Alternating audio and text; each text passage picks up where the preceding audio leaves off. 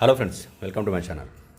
భవిష్యత్తులో యుద్ధాల స్వభావం పూర్తిగా మారిపోనున్నదని chief of defence staff general Anil Chauhan అన్నారు. భవిష్యత్తులో అణుబెదిరింపులు, రేడియో ధార్మిక పదార్థాల ప్రయోగాలు వంటివి వాటిని ప్రపంచ దేశాలు యుద్ధ యంత్రాలుగా ఉపయోగించుకునే అవకాశం ఉందన్నారు. అలాంటి వాటిని ఎదుర్కోవాలంటే అణ్వాయుధాల నుంచి వచ్చే రేడియో ధార్మిక కాలుష్యంతో పాటు డీల్ చేయడంపై భారత్ శిక్షణ ఇవ్వాల్సిన అవసరం ఉందని అభిప్రాయం వ్యక్తం చేశారు. ప్రస్తుతం ప్రపంచవ్యాప్తంగా ఉద్రిక్తతలు పెరుగుతున్న నేపథ్యంలో భారత్ అప్రమత్తంగా ఉండాలన్నారు. మిలిటరీ నర్సింగ్ సర్వీస్ 100 ఏళ్ల ఆవిర్భావ దినోత్సవంలో పాల్గొన్న ఆయన ఈ సందర్భంగా ఈ వ్యాఖ్యలు చేశారు. భవిష్యత్తులో ఇతర దేశాల నుంచి వచ్చే అణుబెదిరింపులకు వ్యతిరేకంగా పోరాడాలంటే భారత్ అన్ని రకాలుగా సిద్ధంగా ఉండాలని చౌహాన్ అన్నారు. ఆపరేషన్ సింధూర్ సమయంలో కూడా ప్రధాని మోడీ తమతో మాట్లాడుతూ భారత్ అణుబెదిరింపులకు ఎన్నడూ భయపడకూడదని చెప్పినట్లు ఆయన ఈ సందర్భంగా గుర్తు చేశారు. అందుకు అనుగుణంగా దేశంలో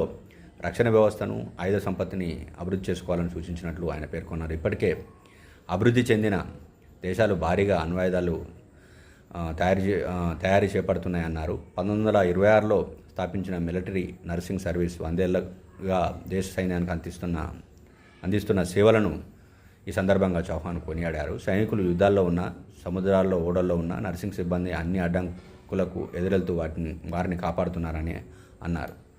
మొత్తానికి ఏంటంటే బ్లాక్మెయిల్ అంటే పాకిస్తాన్ అప్పుడప్పుడు బెదిరిస్తుంటుంది కాబట్టి అణుదాడి చేస్తాం అది అని అంటే ఇట్లాంటి వాటికి భయపడే ప్రసక్తి లేదని సిడిఎస్ అనిల్ చౌహాన్ మరోసారి పునరుద్ఘాటించారు.